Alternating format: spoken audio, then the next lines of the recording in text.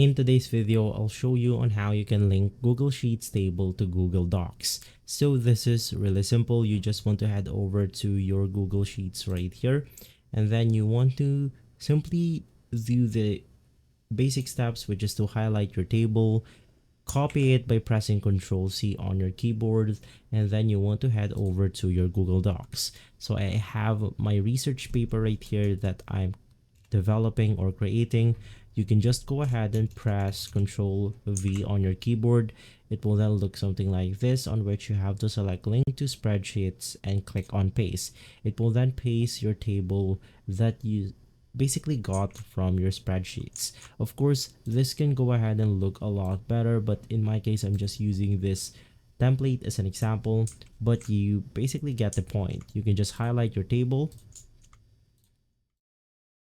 click on copy, and from there you will be able to copy your table. Let's say that we only want to copy this part. We can also do that. Click on paste, and voila. If this video has been helpful, leave a like, subscribe, and follow Guide to Everything for more videos like this. Thanks for watching.